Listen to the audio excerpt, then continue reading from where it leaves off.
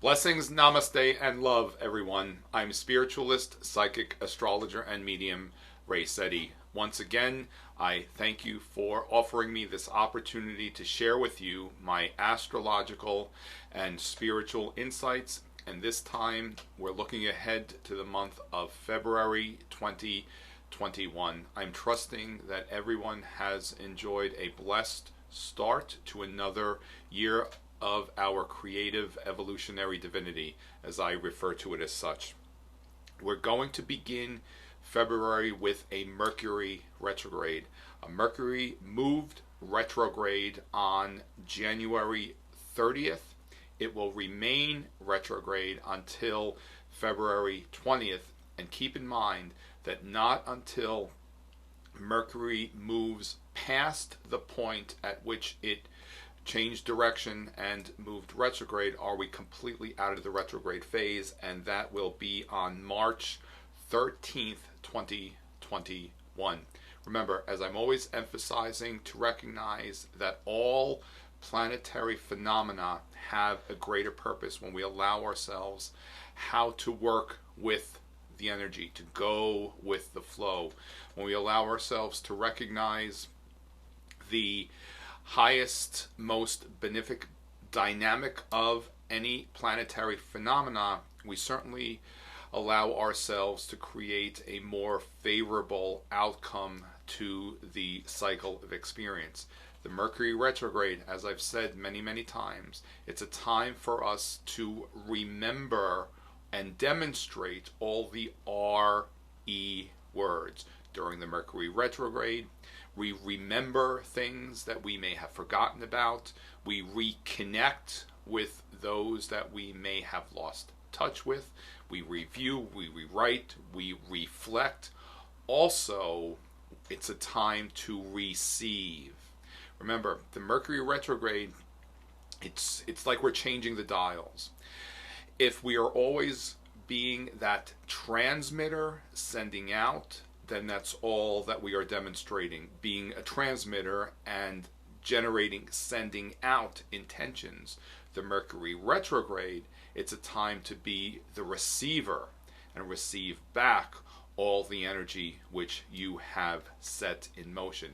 Again, when we allow ourselves to understand the greatest blessings in all astrological phenomena, then the outcome is much more suitable and favorable.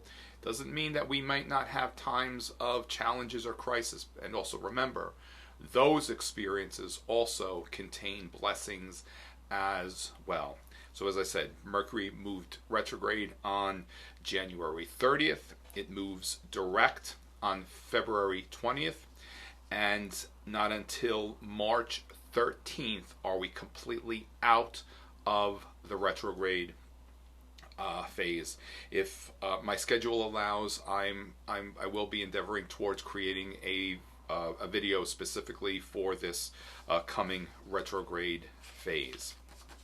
Now, we have our next new moon coming up on February 11th, and as I'm always emphasizing, that on February 7th, a few days before the new moon, we have the balsamic moon phase, which begins the preparatory period so that we can adequately set the stage for the next lunar cycle, which begins on the new moon. The balsamic moon in February is on February 7th. The exact time of the balsamic moon is 11:54 p.m. As I said, that's an auspicious opportunity to set the stage, lay the groundwork for the coming lunar cycle. It's a favorable time to clear, cleanse, release, purge what no longer serves a purpose. Also, if there are any negative beliefs regarding what might be coming together for you at the time of the new moon, it's a time to reflect on those beliefs and modify them accordingly so that you will allow yourself to be at a place to be very receptive to all the blessings that we have set in motion at the time of the new moon. Remember, the new moon, it's a time to plant the seeds. It begins a new cycle of experience. Our new moon in February is on February 11th, and the exact time of the new moon is 2:05 p.m. Eastern Standard Time. Whenever I highlight a specific time, I'm using Eastern Standard Time. Now, our new moon in February, it is in the sign of Aquarius.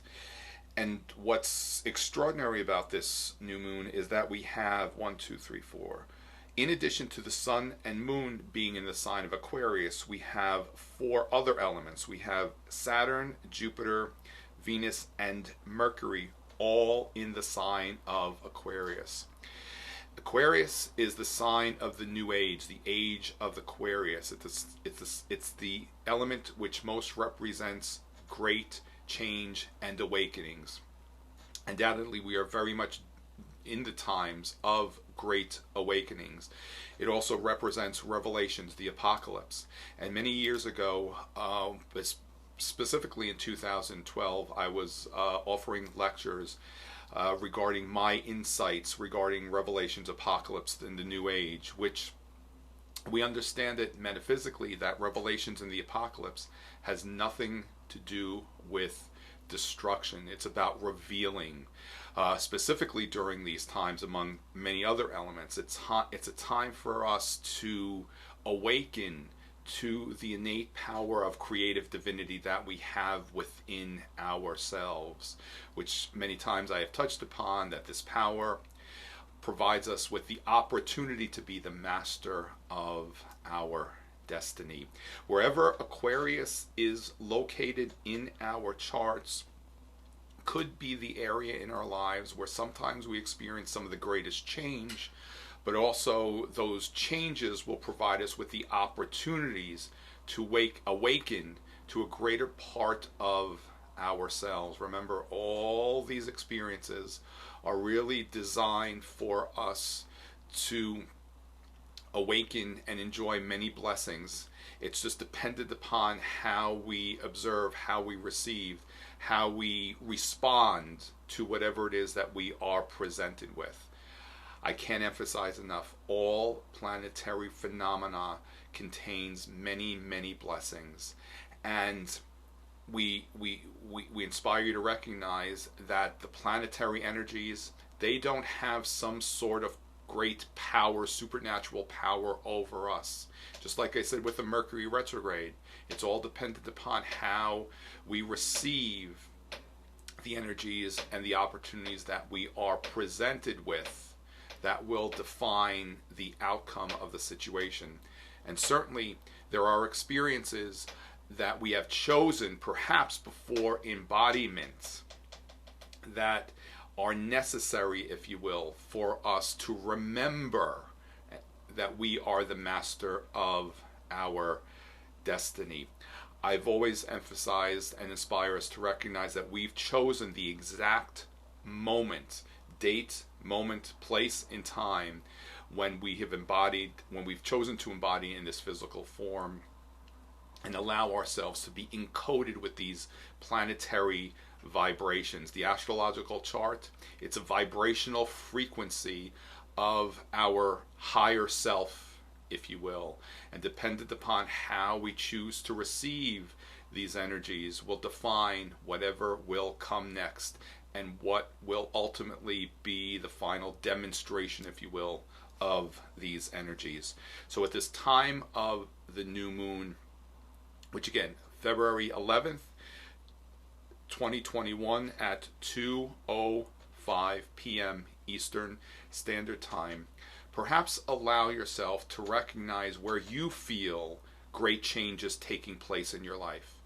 And if you have any resistance towards change, perhaps conduct a meditation, a little ceremony at the time of the balsamic moon to allow yourself the courage to release the fear of change. Quite often, chaos will precede great change. but it doesn't entail that there must be a disruption. Remember, sometimes the universe needs to shake us up to wake us up. Sometimes we need to shake off the dust so that we can really see the beauty of what's lying within and perhaps might be hidden from all that debris. Aquarius will dislodge the debris which sometimes keeps us stagnant.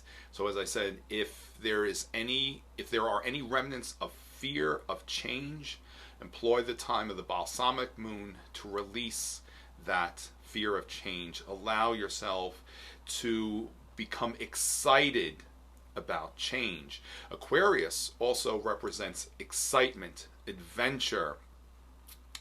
When we can embrace change from a place of excitement and not fear, then we're going with the flow and we are welcoming many, many blessings that sometimes we're not aware of. Aquarius opens our eyes to that which we may not be observant of, not to interfere with our well-being, it is much as it is an opportunity to awaken to many blessings that sometimes we're not aware of.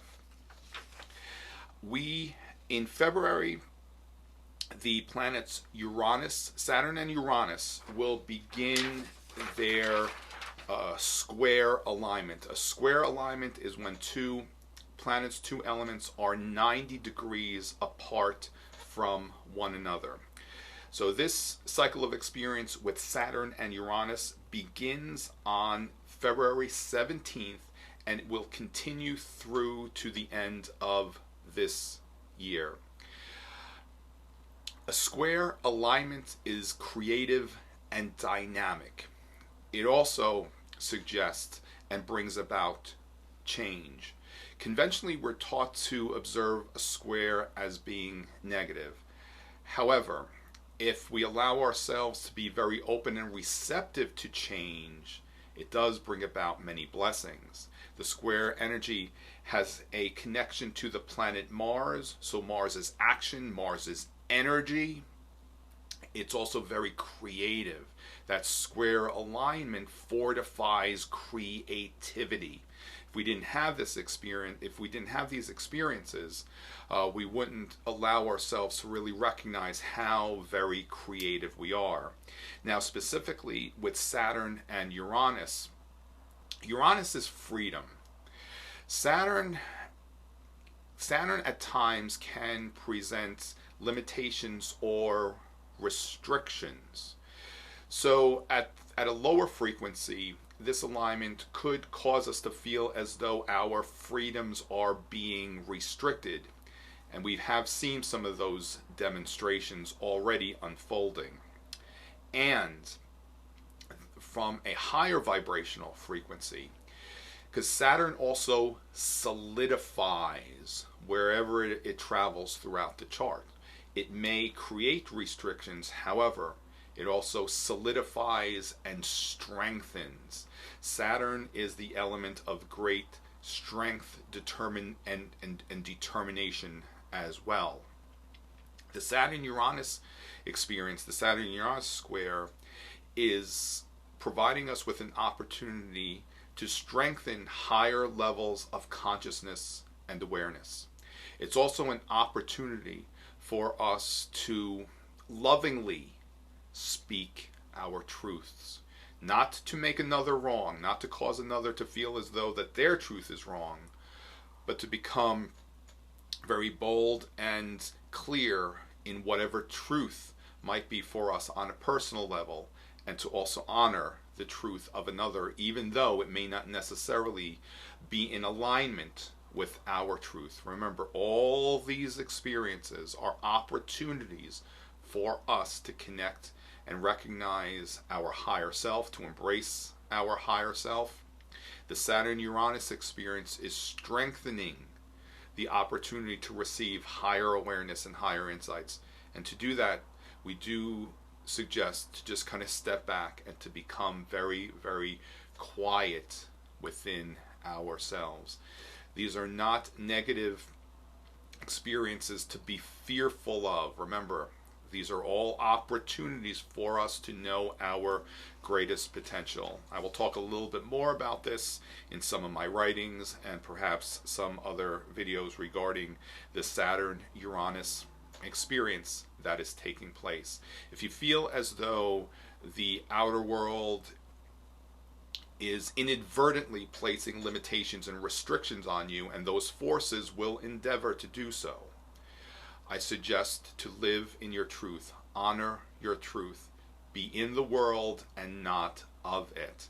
Remember, nothing in the outside world has power over us unless at some level we allow that suppression to be inflicted upon us.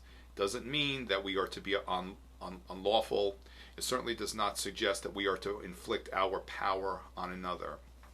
It's an opportunity to be in the world and not of it, to know your power, be truthful, be in a place of love, and generate that love to the all of humanity.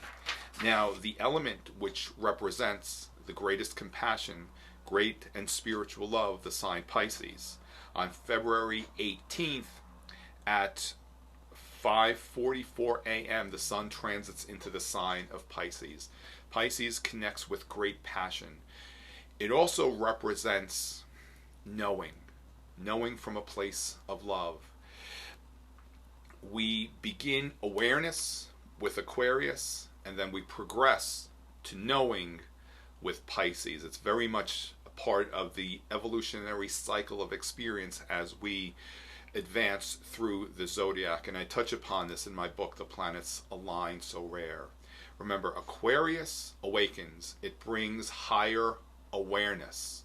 Pisces brings us to that place of knowingness and unshakable faith and trust. Perhaps where Pisces is located in your chart is the area in your life where you may be presented with the opportunities to strengthen your faith and trust.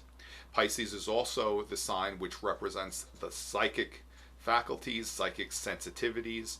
It also represents that which is embedded deep, deep within ourselves. You observe during the winter time period, it appears as though life is stagnant, where in fact it's very active. However, all the activity is taking place beneath the surface. This is why during this time of year we inspire even more to go within and allow yourself to perhaps conduct the work within yourself from a place of meditation, to quiet the mind, to be in your homes. I've said this many times, that it is more auspicious to really conduct spring cleaning during this time of year and not necessarily in the winter, because not necessarily in the spring, because if you look at it this way, Aries is a beginning point. So when we begin anything anew, we want to begin with a clean slate. This is why we suggest during the winter time, embark upon the spring cleaning, if you will, and energetically prepare your home for a new beginning as we cross the threshold at the vernal equinox in the spring. We have our next full moon on February 27th, and the exact time of the full moon is 3:17 a.m. And our full moon in February is in the sign of Virgo. Virgo, among many things, it represents our service to humanity. It also represents health and well-being. And certainly during these times, we are very concerned and very aware of the necessity, to really facilitate optimum health and well-being. Virgo at times can be, from a lesser demonstration, can certainly be overly analytical. The OCD experience is very much connected with Virgo. And to offset that energy, when we are anchored and grounded with the earth, because Virgo is an earth sign, we have the opportunity to offset that heightened anxiety which sometimes is experienced with the Virgo element. This is also another opportunity to become very, very aware of, we keep talking about being the master of your destiny. Recognize that you're the master of your destiny regarding optimum health and well-being. Every one of us is intended and has been offered the opportunity to enjoy optimum health and well-being. We just have to recognize how to properly facilitate the process. Remember, the body is a miraculous element. It was designed to fight off infection and heal itself when necessary. We're just not always properly informed how to really embrace those blessings. Also, remember, the condition, the power, the state of the mind does affect the physical form. That's why Virgo, because it's ruled by Mercury, which is the planet of the mind, which, as I've emphasized many times, the mind does not necessarily reside and is limited to the organ of the brain. The mind, as we understand it metaphysically, exists in all cells of the body. So we can observe how an imbalanced mindset certainly can contribute to imbalanced well-being. Again, these are only suggestions for you to explore and to really embrace the opportunity to be the master of your destiny regarding optimum health and well-being. Certainly, we inspire you to embrace whatever resonates with you personally. We're not here to tell you what you should or should not do. We offer these suggestions just to plant seeds and inspire you more than anything to really recognize you're the master of your destiny regarding your health and well-being, as well as all things in your life. And certainly the Virgo full moon is causing us to be very aware of these experiences as another opportunity to really take the reins, take hold, and orchestrate your life as you desire to really enjoy. Once again, I'm spiritualist, psychic, astrologer, and medium Ray Sette. I thank you for allowing me this opportunity to share with you some of these insights. One more element I forgot to touch upon is that the full moon in February on, again, February 27th, it's a midpoint between two eclipse cycles, specifically the lunar eclipse of November 30th and the lunar eclipse coming on May 26th. So this full moon, it's an opportunity for us to reflect on all that came to form for us at the full moon of November 30th. Remember, the full moon brings the form, brings the fruition. It's also an opportunity for us to prepare for whatever will be presented to us at the time of the next lunar eclipse on May 26th. I always inspire us to recognize the eclipses, as with all planetary phenomena, they're neither negative nor positive within themselves. It's all dependent upon what we've set in motion up until a certain phenomena such as an eclipse. And once again, I thank you for this opportunity and allowing me to share with you my insights astrologically and spiritually, and I inspire you to embrace your own understanding and employ this on your spiritual journey. Many blessings. Namaste.